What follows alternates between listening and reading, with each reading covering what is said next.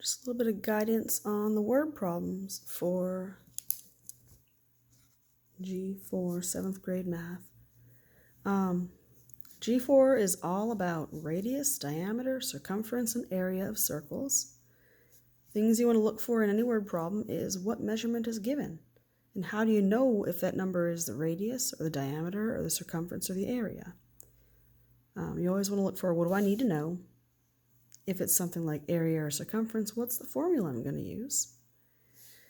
Sometimes, like if I'm looking for area, but I'm given a diameter, I might need to change that into a radius to use in my formula. And then, of course, what other information do I need? Is it something where I just need to know the circumference or the area of a circle? Or is there something more complicated going on? So, for example, there's a problem. My computer's shut itself off and died, so I can't see the actual problems. But there's a problem that I sent recently home, and it said something like, the radius of a circle is 2 inches. What is the circumference? There might be a few more words in there, but that's basically the information you're given. You're told the radius is 2 inches, and it wants to know the circumference. So if I'm trying to help kids organize their thoughts, I say, what do we know? Well, we know the radius is 2 inches. And some kids will say, well, we know that if we're going to use a formula, we're going to say pi is about 3.14. They might even say, hey, I know a circumference formula using radius, 2 times pi times the radius. What we need is just the circumference. We don't need anything else, just circumference. Oh, I think my computer can reboot now.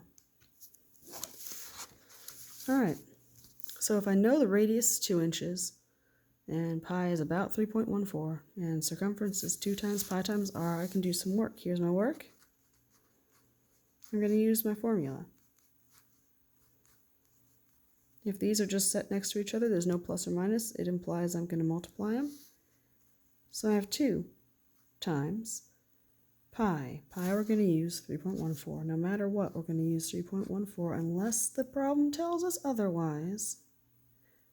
But most of them will tell you use 3.14. And then we're going to multiply it by the radius. And we know the radius is 2 inches times 2.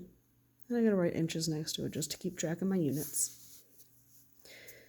2 times 3.14, let's see, 2 times 4 is 8, 2 times 1 is 2, 2 times 3 is 6, times 2. I'm just doing it in my head because I don't have a calculator. If you have a calculator, just type it in. It's the easier thing to do. 8 times 2 is 16, 2 times 2 is 4 plus the 1, and 2 times 6 is 12. And it was inches, and it's inches. And I think this was number 2 on the study, the paper I sent home. I think that was option C. But if you're doing multiple choice, there you go. It is right there. It is what it is. I'm going to do an example of an area next, in the next video. I'm going to keep them short so that I can load them onto YouTube quickly enough.